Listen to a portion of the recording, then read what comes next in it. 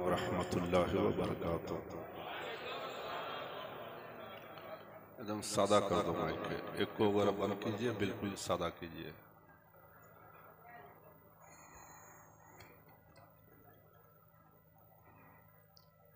नहमदुहु व नुसल्ली व नुसल्लिमु अला रसूलिहिल करीम, अम्मा बाद, फ़ऊज़ु बिल्लाहि मिनश शैतानिर रजीम, बिस्मिल्लाहिर रहमानिर रहीम।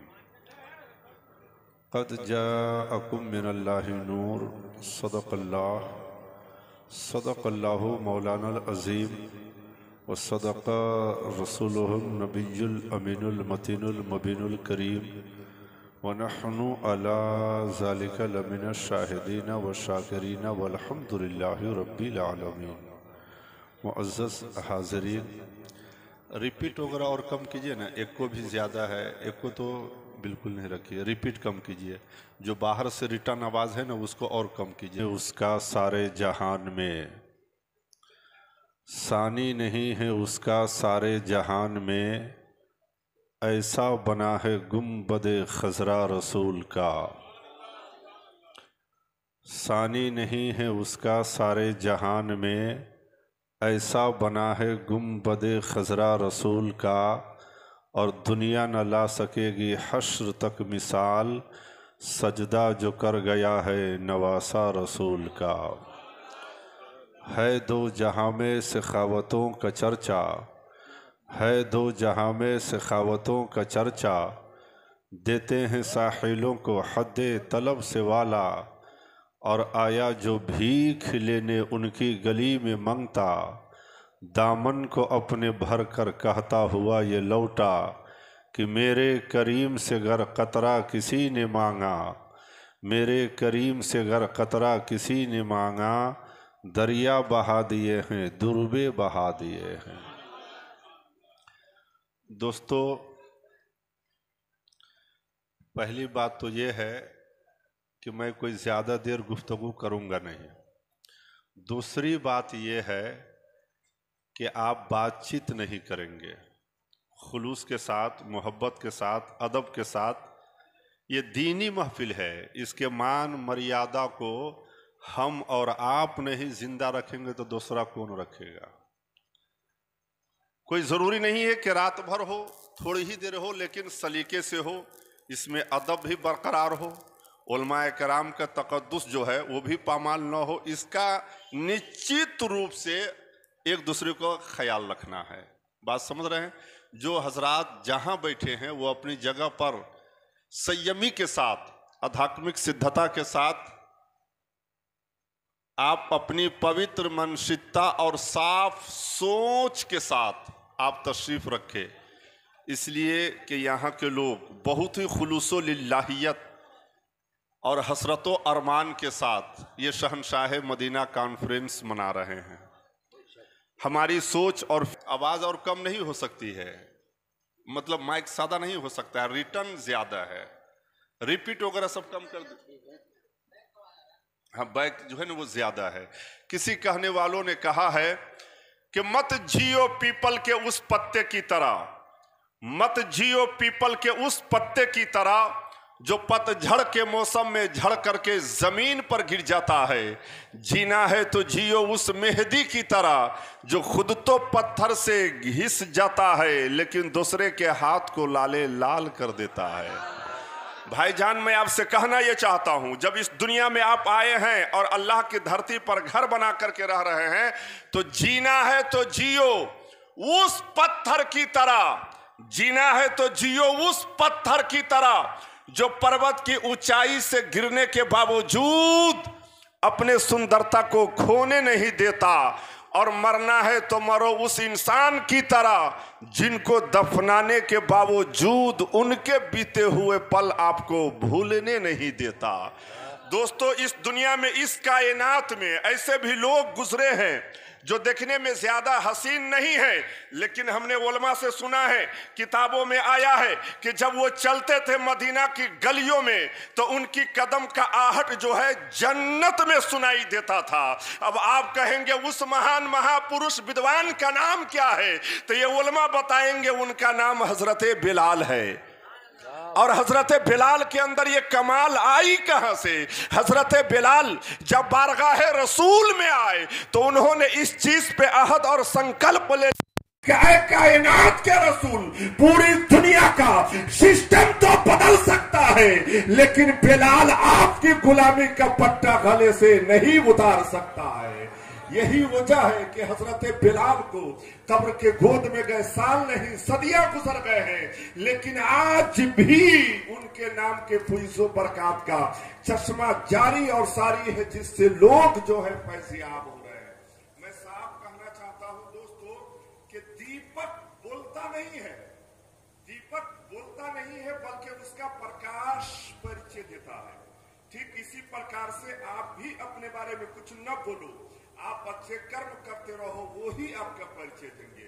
जिसकी नीति अच्छी होगी उसकी हमेशा उन्नति होगी।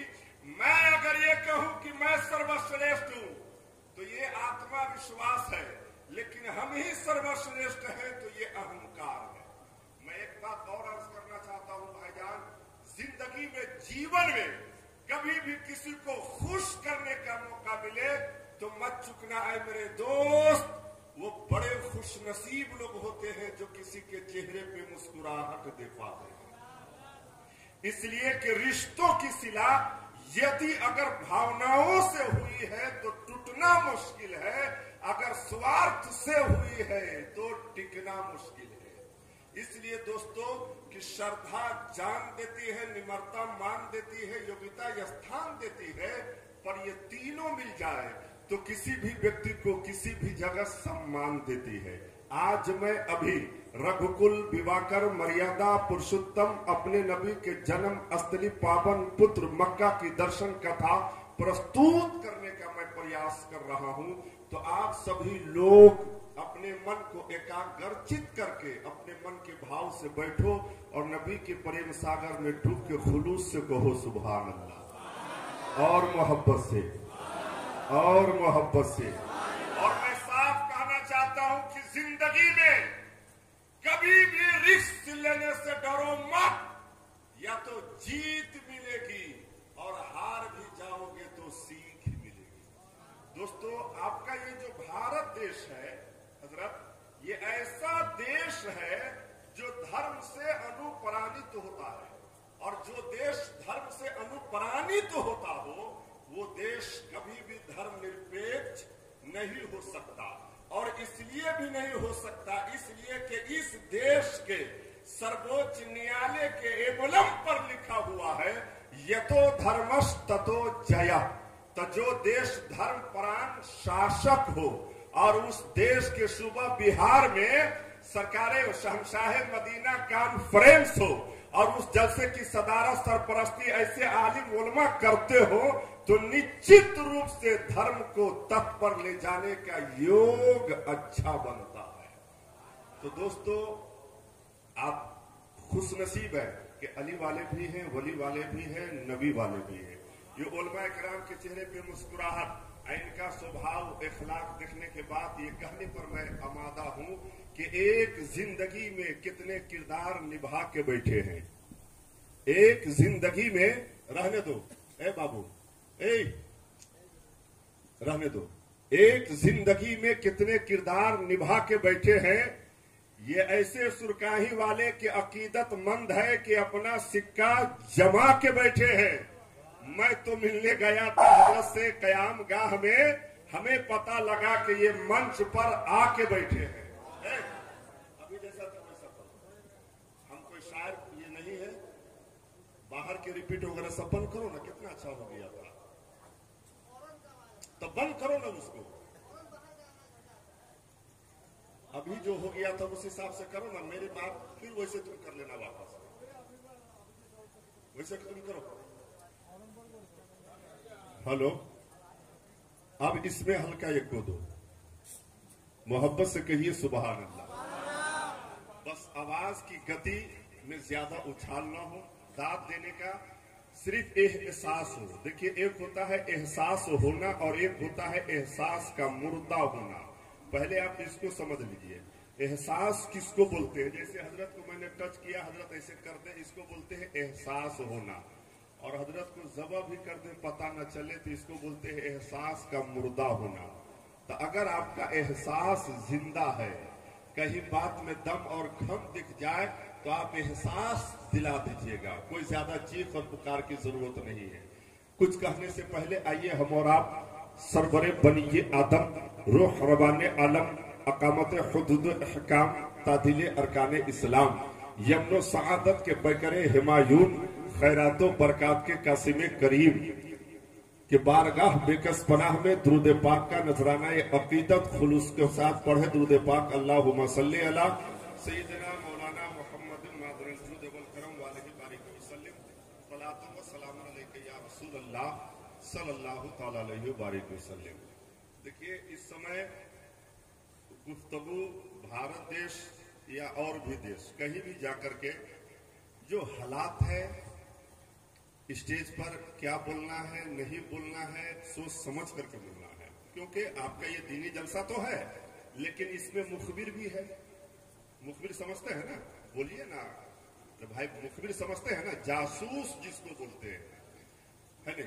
तो कभी भी होश हवास में बोले और कभी भी ये मत माइंड में रखिए कि ये जलसा है तो सिर्फ एक ही धर्म के, एक ही मिजाज के लोग हैं, एक ही मानसिकता के लोग हैं, ऐसा नहीं है।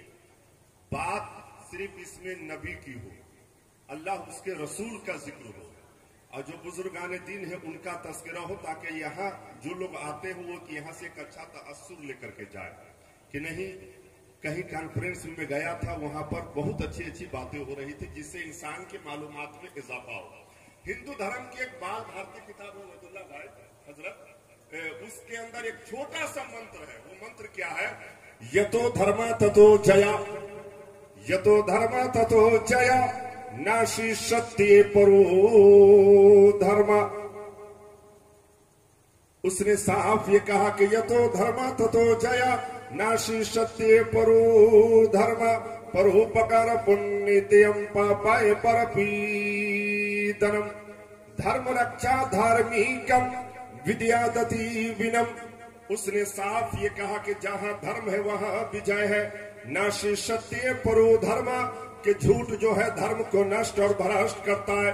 परोपकार पुण्यतियम, इंसान के काम काज का फल जो है उसके नेत नीति के ऊपर डिपेंड करता है। धार्मिकम, हर व्यक्ति अपने धर्म की रक्षा नहीं करता बल्कि धार्मिक लोग ही अपने धर्म की रक्षा करते हैं।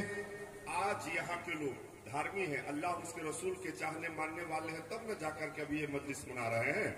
अब सिर्फ एक बात मैं आपसे अर्ज कर रहा हूँ, देखिए संस्कृत और रामायण पढ़ना मेरा कोई मुद्दा नहीं है, ये मेरा कोई उद्देश्य और कोई लक्ष्य नहीं है। सिर्फ मैं आपसे ये अर्ज करना चाहता हूँ भाईजान कि रामायण चौपाई जो है कलयुग में हजरत एक अंतिम आधार है, वरदान है नहीं। हम लोग इस बात पर यकीन रखते हैं कि रसूल चाहते तो अभी इस मजलिस में आ जाए, यकीन है ना? क्यों नहीं बोल रहे हैं भाईजान? बेशक कहने के लिए कह रहे हैं। और ये ईमान है कि रसूल अगर चाहते तो इस मजलिस में आ जाए, ये उनके अख्तियार और पावर की बात है। लेकिन इस दुनिया में, इस कायनात में ऐसे भी लोग हैं जो कलमा नबी का पढ़ते हैं लेकिन विरोध भी करते हैं। ये बात हम किसी के विरोध और विपरीत में नहीं कहने जा रहे हैं, है नहीं हाजी साहब? ये किसी के विरोध में नहीं, बल्कि उन लोगों का क्या बयान है। हम लोग इस बात पर यकीन रखते हैं कि नबी पर दुरूद और सलाम पढ़ते हैं तो मुस्तफा मदीने से सुनते हैं, है नहीं? तो जो नबी का बागी है, विरोधी दल है, उसका क्या कहना है कि ऐसा भी कहीं होता है। छवारा गांव की बस्ती की जो मस्जिद है, इसके ऊपर 5-6 हॉर्न लगे हैं तो अजान की आवाज पूरी आबादी में नहीं जाती है और सलाम की आवाज मदीना पहुंच जाएगी, है नहीं? ये कौन कह रहा है? जो कलमा नबी का पढ़ता है लेकिन विरोध भी करता है। लेकिन मालूम है इस धरती पर ऐसे सैकड़ों ऋषियों मुनि हैं जिसने अपना चरने कुनूल डाला है, डालने के बाद उसने उसका खंडन किया है और क्या जवाब दिया है। जिस बात को मैं कहना चाहता हूँ, मोहब्बत से कहिए सुभान अल्लाह, और मोहब्बत से कहिए सुभान अल्लाह, सुभान अल्लाह। के गुण रूप अलग आज जो भगत परे मोह पासु सगुन सोई हो। उन्होंने साफ ये कहा कि अगुण अरूप के परवरदिगार ने उन्हें अनगिनत गुण दे करके इस धरती पर मबूस किया है। वो अलग है तुम नहीं देखते, वो जोई है अपनी समाधि से देखते भी है सुनते भी है। उन्होंने साफ ये कहा कि अगुण अरूप अलग अजोई की परवरदिगार ने उन्हें अनगिनत गुण दे करके इस धरती पर मबूस किया है। वो अलग है तुम नहीं देखते, वो अजोई है, वो अपनी समाधि से देखते भी है सुनते भी है।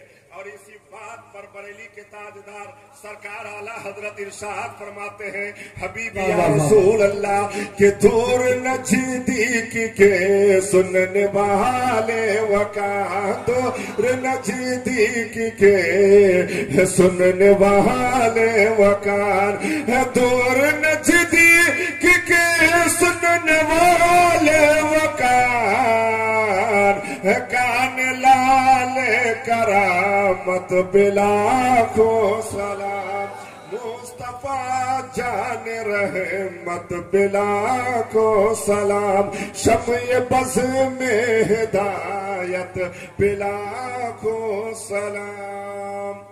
बस एक मंत्र और ऋग्वेद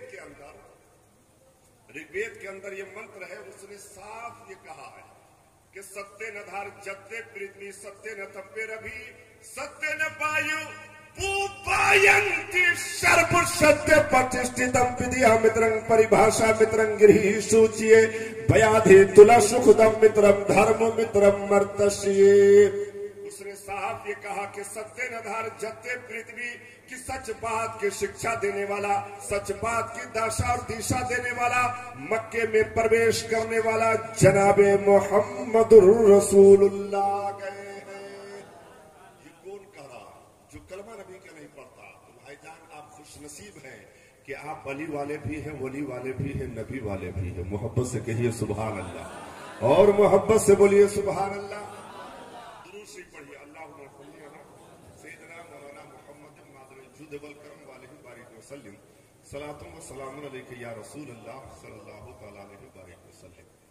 ये शहंशाह मदीना कॉन्फ्रेंस, इस दुनिया में ऐसे भी लोग हैं जिनसे हमारी आपकी कोई बिरादरी, कोई ताल्लुकात जानी पहचानी नहीं है, लेकिन फिर भी हम लोग उनका नाम लेते हैं और तस्करा करते हैं और मिसाल देते हैं।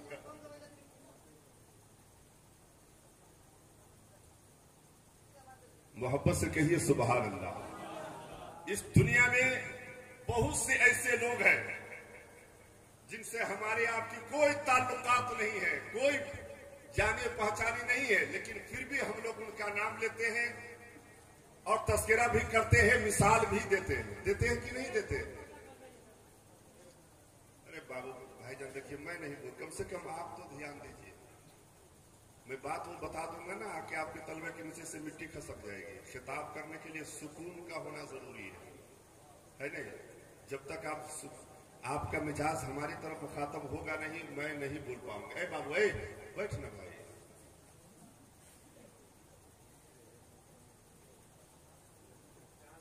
पांच मिनट आप बर्दाश्त कर लीजिए। एक दफा कहिए सुभान अल्लाह और मोहब्बत से। हातिम ताई का नाम सुने हैं आपके घर में? भाईजान आपका नाम क्या हुआ? मुश्ताक आलम। आपके घर में कई दरवाजे हैं आने जाने के लिए, एक या दो, यही तो होता है ज्यादातर हजरत। लेकिन हातिम ताई के घर में 8 दरवाजा था। कितने दरवाजे? और 8 दरवाजे से मालूम है काम क्या होता था? आपका नाम क्या है? मोइनुद्दीन भाई, आप लाने के लिए गए थे, है नहीं? 8 दरवाजे से ये काम होता था कि उस दरवाजे पर जब कोई सायल, जब कोई फकीर पहुंचता था तो उसे भीख दे दिया जाता था। मालूम है, एक फकीर, एक सायल, एक झोला लेकर के हातिम ताई के दरवाजे पे पहुंचता है, और फकीर की जो आदत है, फितरत है, उसने अपना सदा लगाया। हातिम ताई घर से बाहर निकला, अपने खजानों में से कुछ निकाला और उसके झोला में दे दिया। अब वो फकीर को होना ये चाहिए जब भीख मिल जाए तो अब दूसरे दरवाजे पे जाए के, अदर घर में जाएगा ना लेकिन हातिम ताई के दूसरे दरवाजे पे पहुंचता है, वहां भी भीख मिला तो अब तीसरे दरवाजे पे पहुंचा। गौर कीजिएगा, अब हातिम ताई भी पहचान गया है कि यही फकीर है जो बार बार आ रहा है, और फकीर भी पहचान गया है कि यही हातिम ताई है। मालूम है, एक के बाद वो 8 दरवाजों पर वो फकीर पहुंचा। 8 दरवाजे से जब उसे भीख मिल जाता है तो वो फकीर झोला को यूं कांधे पे उठाकर रास्ते से गुजरता है और ऐलान क्या करता है, हातिम ताई बहुत बड़ा सखी है। हम बोले सुभान अल्लाह? नहीं, मैं खुद ही बोल ले रहा हूं सुभान अल्लाह। जैसे सपोज कर लीजिए आपके यहाँ मैं आ गया चंदा के लिए, हम उम्मीद रखते हैं 500, लेकिन आपने 50,000 दे दिया, तो यहाँ की हकीकत में बयान करूंगा कि नहीं करूंगा? सर क्यों हिलाते हैं? मुंह से बोलिए ना हाँ या नहीं। और यहाँ की खूबी को मैं बयान करूंगा। मालूम है, हातिम ताई के दरवाजे से जब वो फकीर जब भीख लेकर के 8 दरवाजे से जब वो निकला है तो मोहल्ले में ऐलान करता है कि हातिम ताई बहुत बड़ा सखी है, हातिम ताई बहुत बड़ा दयालु है, हातिम ताई बहुत बड़ा सखी है। मालूम है, मौला अली इरशाद फरमाते हैं, मौला अली इरशाद फरमाते हैं, ऐ फकीर सुन, ये जिस हातिम ताई की तू तारीफ कर रहा है और तायीद कर रहा है, हकीकत तो ये है कि वो तुझसे भी बड़ा फकीर है। अगर हातिम ताई बहुत बड़ा दयालु होता तो पहले ही दरवाजे पर तुझे इतना भीख दे देता कि तेरा झोला भर जाता, और दूसरे दरवाजे पे न जाता, ये तीसरे दरवाजे पे न जाता, ये चौथे दरवाजे पे न जाता, ये 5वें दरवाजे पे न जाता, ये 6ठे दरवाजे पे न जाता, ये 7वें दरवाजे पे न जाता, 8वें दरवाजे पे न जाता।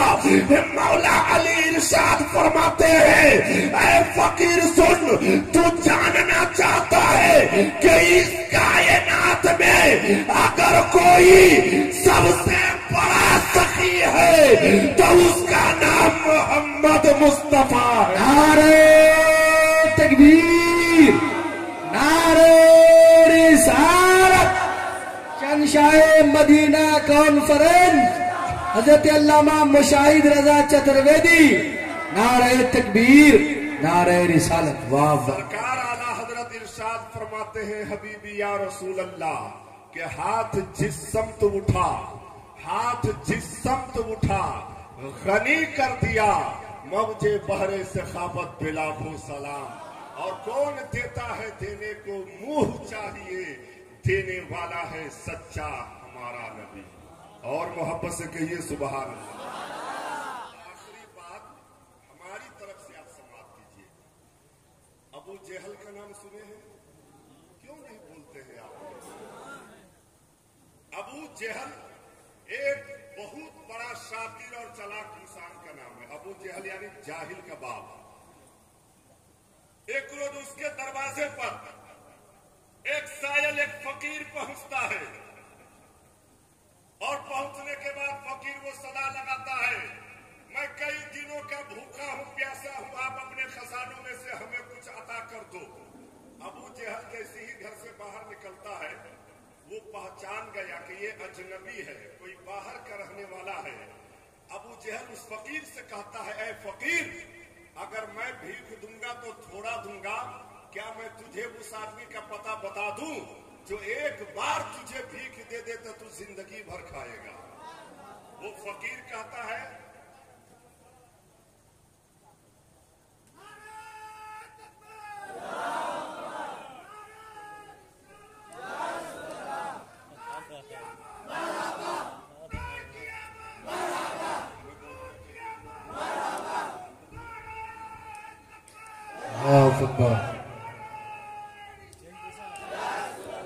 नारे तकबीर, नारे रिसालत, औलादे गौसे आजम, औलादे गौसे आजम, आले रसूल हैतल्लामा सैयद जहांगीर अशरफ साहब किबला, नारे तकबीर, नारे रिसालत। माशाअल्लाह।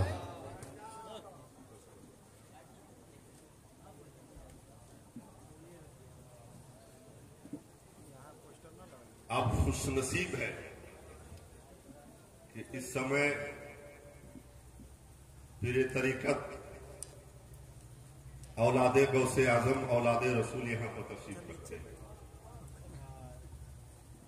अबू जहल के दरवाजे पर हजरत के घर की बात है, फकीर पहुंचता है, कहा हमें कुछ दे दो। अबू जहल पहचान गया, कहा कि ये अजनबी है, कोई बाहर का रहने वाला है, कोई इसे जानता पहचानता नहीं है। कहा है फकीर, अगर मैं भीख दूंगा तो थोड़ा दूंगा, क्या मैं उस आदमी का पता बता दूं जो एक बार तुझे भीख दे दे तो तू जिंदगी भर खाएगा, तू जिंदगी भर खाएगा। कहा कि ऐ अबू जहल, हमने अपने जीवन में एक नहीं अनेक दरवाजे पे दस्तक दिया है, लेकिन आज तक कोई ऐसा सखी ना मिला जो एक बार भीख दे दे तो उसकी भीख जिंदगी भर साथ दे। कहा ऐ अबू जहल, ऐसी बात है तो तुम भीख दो या मत दो, लेकिन उस सखी का पता बता दो जो एक बार भीख दे दे तो उसकी भीख जिंदगी भर साथ दे। कहा कि मैं नाम भी बताऊंगा, पता भी, लेकिन मेरी शर्त यह है कि तुम मेरा नाम नहीं कहना। कहा कि नहीं कहूंगा। कहा इधर उधर मत देख, तू जा मक्का और मक्का में मौला अली के दरवाजे पे जा। कहा कि ठीक है। वो मौला अली के दरवाजे पे पहुंचता है। कहा मैं कई दिनों का भूखा हूं, आप अपने खजानों में से हमें कुछ अता कर दीजिए। मौला अली घर से बाहर निकलते हैं। निकलने के बाद आप फरमाते हैं, इस मक्का में अली ही के दरवाजे पर आए, एक से एक साहिब शरबत है, आप उनके दरवाजे पे चले जाते। वो साहिल कहता है, हजरत मैं आपके दरवाजे पर आया हूं, मुझे कहीं नहीं जाना। तो मौला अली फरमाते हैं कि तुमको अबू जहल ने भेजा है। बात को गौर कीजिए। अब वो फकीर महवे हैरत होता है कि जिस समय मेरी गुफ्तगू हो रही थी अबू जहल से, वहां पर तीसरा कोई नहीं था, मैं था ये अबू जहल। तो जो आदमी इस बात को जान सकता है, वाकई अगर भीख दे दे तो बंदा जिंदगी भर खा सकता है। कहा हजरत जी मुझे अबू जहल ने भेजा है, हजरत करम कर दो, जल्दी अता कर दो। बहुत शॉर्ट में मौला अली अब कुछ नहीं करते, अपने आप को बंद करते, नबी पर दुरूद पढ़ते, अपने हाथ को यूं हवा में लहराते, मुट्ठी को दम करते और साइल से फरमाते अपने हथेली बढ़ा। जब वो अपने हथेली बढ़ा देता है, मौला अली उसके हथेली में यूं मुट्ठी को बंद कर देते हैं और आप फरमाते हैं कि जा मैंने तुझे भीख दे दिया। जब एक दो कदम वो आगे बढ़ा है तो मौला अली फरमाते हैं कि घर बाद में जाना, पहले अबू जहल के यहाँ जा। अब वो फकीर सोचता है कि जब उसने भेजा था तो कहा था घर बाद में जाना है, कहा था मेरा नाम नहीं कहना, और ये कह रहे हैं घर बाद में जाना। इंसानी फितरत है, उसके जहन में बात आने लगी कि जेब में तो हाथ दिया नहीं, तिजोरी तो खोला नहीं, मुट्ठी को कभी कान के पास यूं रखता, कोई आवाज भी नहीं है। ऐ फकीर, अपना हथेली ना देख, वो नबी के गुलाम का चेहरा है। अबू जहल अपने तमाम चेला के साथ बैठा है और आपस में विचार विमर्श करता है कि जब वो गाया था तो हाथ हिलाते हुए और आ रहा है तो मुट्ठी बंद करके आ रहा है, पता नहीं मुट्ठी में वो क्या पा गया होगा जिससे जिंदगी भर खाएगा। ये अबू जहल की जहालत सोच रही थी। अबू जहल दौड़कर आना चाहा तो ये फकीर ये शायर कहता है, ऐ अबू जहल रुक जा, यहाँ आदेश पारित ये हुआ है कि न मैं देखूंगा न मैं किसी को दिखाऊंगा, दिखाना तो पहले अबू जहल को दिखाना, लिहाजा तुम अपनी जगह पे ठहर जा। अबू जहल के सामने जैसे ही वो अपने हथेली को खोल देता है तो अबू जहल की आंख फटी की फटी रह जाती है।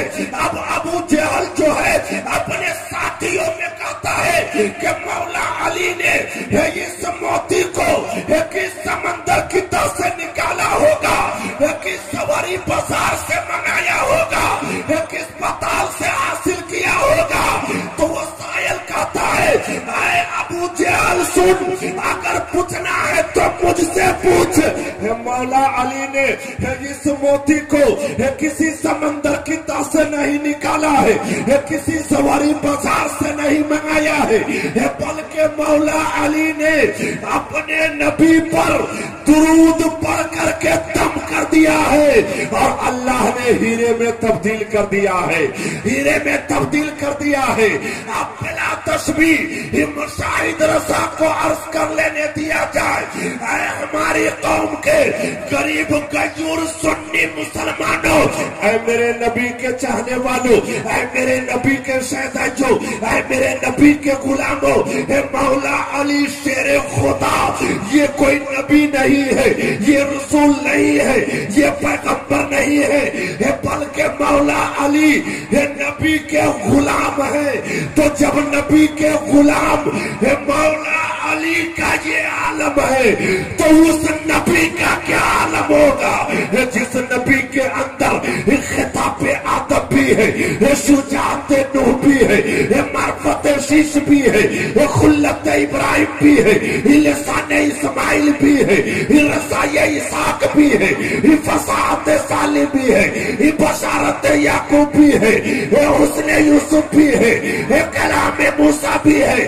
खुलासा कलाम ये है कि जब नबी का गुलाम मौला अली का ये आलम है तो जो मदीने का सुल्तान है उसका क्या। किसी कहने वालों ने कहा है कि जब उनके गदा भर देते हैं शाहाने जमाना की झोली, मुहताज का जब ये आलम है तो मुख्तार का आलम क्या होगा। व आखिर दवाना अल्हम्दुलिल्लाहि रब्बिल आलमीन। अस्सलाम।